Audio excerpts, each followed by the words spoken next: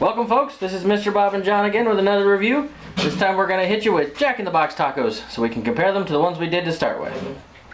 I'm going to go ahead and get started while John gives you a rundown of the stats. Alrighty, so these Jack in the Box tacos, Jack in the Box was established February 21st, 1951 in San Diego, California. So they've been around for a while. And apparently sometime in the 1950s, they started selling these tacos along with their burgers. Jack in the Box was originally created to be oriented towards takeout, so you can do a drive-through situation. They basically wanted a restaurant that was geared directly towards drive-through. They felt that was going to be the thing, and it seemed to work out great for them. They also were the first restaurant to use a two-way intercom.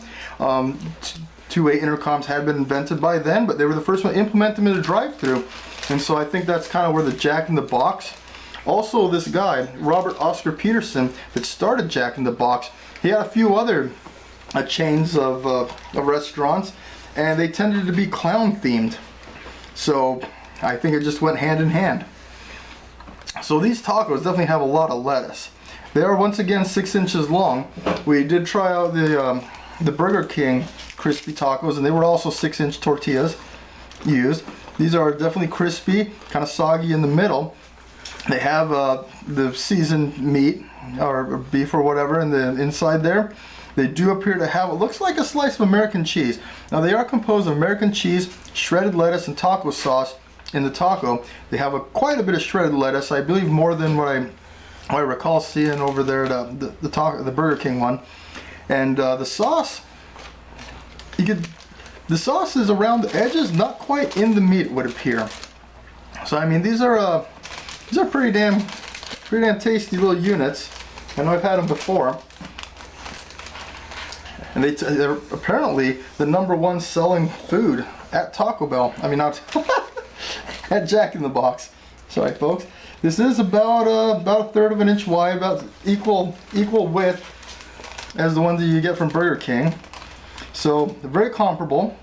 We'll see if Mr. Bob over here can detect any major flavor differences and what he thinks about it when he's done. These are these don't exactly have the greatest description by people. Apparently in newspapers, and one of the common descriptions of them in the New York Times and by Fox Business, I saw a video about it, is they quote a customer who described it as a wet envelope of cat food. People say that these things are pretty disgusting, but they're tasty and you just can't help but eat them. So now I'll pass this on to Mr. Bob over here. I'll start eating my taco and he'll tell you what he felt about it. Hello again folks. Alright, so it's not a bad little taco. It is definitely comparable to your Burger King taco. They're definitely very popular though. More than 554 million sold a year, which is more than 1,000 a minute. When you think about it, that is quite the stats there.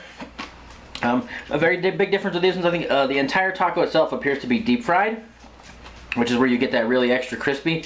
I think with the meat in the middle, that's where you get that little bit of sogginess. It is definitely an interesting duality. And then definitely using that sliced cheese is a very different texture or mouthfeel for sure. Still not a bad situation at all. I'll go ahead and give it a thumbs up. It's again not a whole meal, but definitely a good side addition to some kind of a hamburger. It's also available 24 hours a day whenever you're at Jack in the Box, so that's the very interesting thing. You know, those night shifters and things like that, you know how it is. They're trying to get to you don't necessarily want breakfast food in the morning because it's not morning to you. So otherwise it's a pretty good place. Not so bad. Right now I still believe they're 2 for $1.29, which is not a bad addition whatsoever. Looks like John's finishing up here making his usual mess over there. I am a messy eater.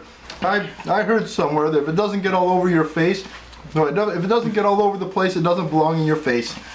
I think that's a Carl's Jr. quote. And you can imagine the things I've had to bring out of his face because of that. He likes to pull things right back out of my face. I like to dive right in.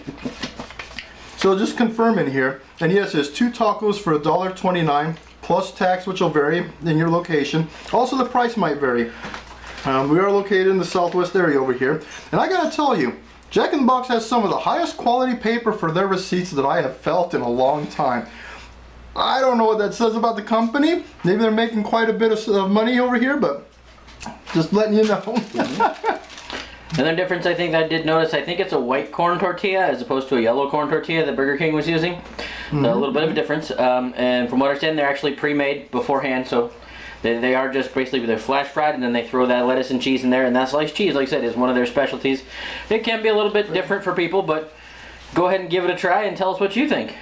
Indeed. Now I do have to agree that it's definitely a white tortilla, whereas I do believe the other one this is white corn, usually referred to as sweet corn. Oh, sweet corn?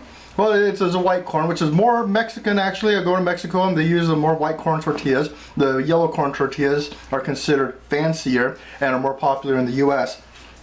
The taste is actually really good. I mean, it's the consistency of the meat inside. It's a much smoother meat. It doesn't have as much sauce in there.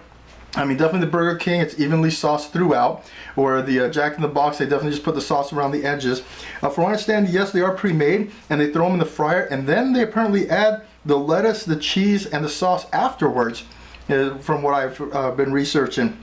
So that might explain that. Definitely got a lot of the lettuce in there. I don't know how they don't break the taco, adding it afterwards, but definitely tasty. That slice of cheese, which I actually was peeking, and I think the gal had half slices of cheese that she was preparing to put in there, so they're probably just half slices of American cheese, but it really stands out in comparison to the Burger King one. That way you could barely see the shredded cheese inside, and it really didn't pop like this one does. I think this is cheese that really gives it the big difference in flavor.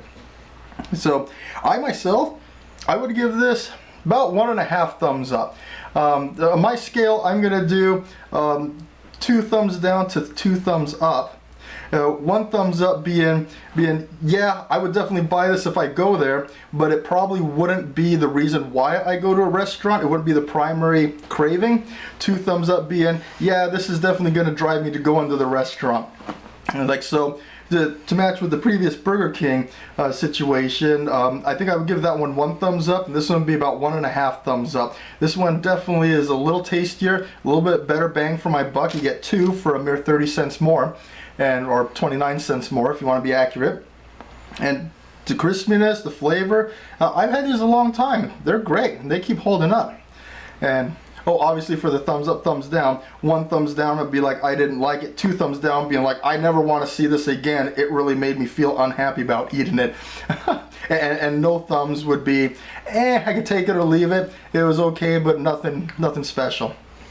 I'm gonna stick with 1 thumb, so I'll give you the thumbs down if I don't like it.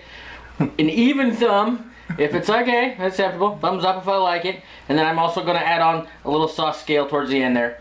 That'll just basically tell you how much sauce I had to use in order to eat it, which will definitely come into play when there's thumb downs, because it's like, well, I did pay for this, you know, I have to absolutely not waste my money. So that's definitely a concern. You want a good bang for your buck. All right, this is Mr. Bob John. We're going to sign off for this one. We'll see you in the next one.